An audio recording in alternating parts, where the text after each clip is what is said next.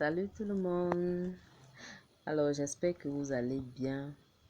Je vais vous raconter une histoire. Se marier à tout prix. C'est l'histoire d'une jeune femme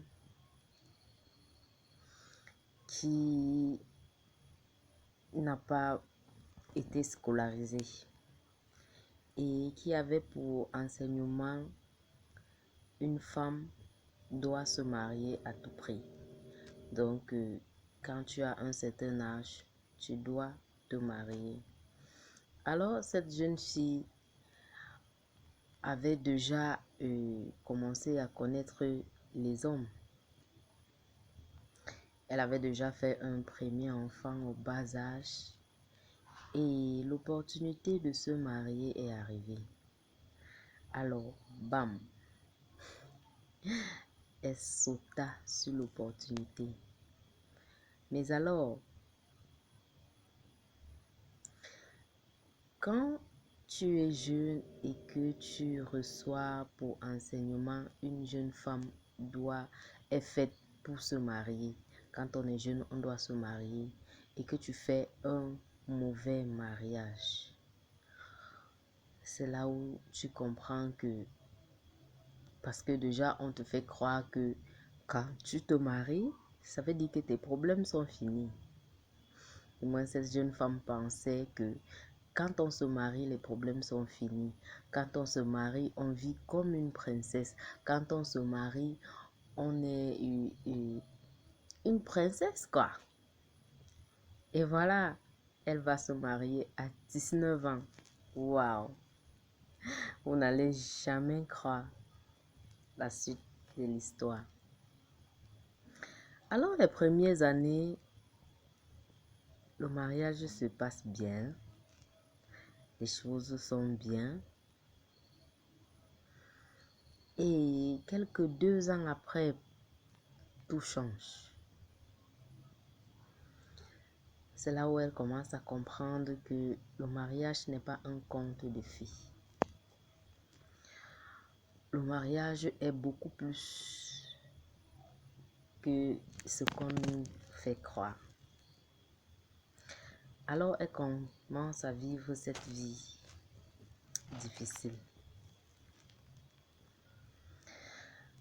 Je suis en train de vous parler de mon histoire. Cette jeune fille, c'est moi.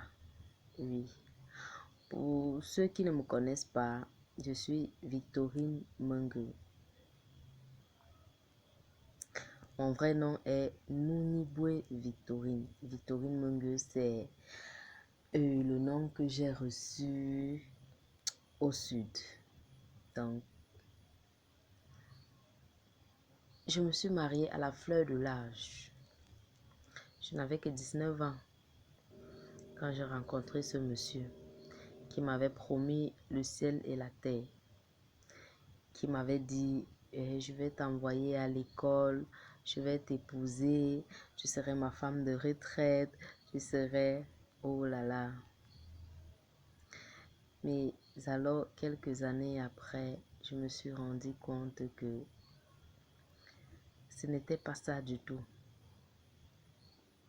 Et j'ai subi ce mariage. Je vais vous raconter un peu à peu près comment est-ce que j'ai vécu 15 années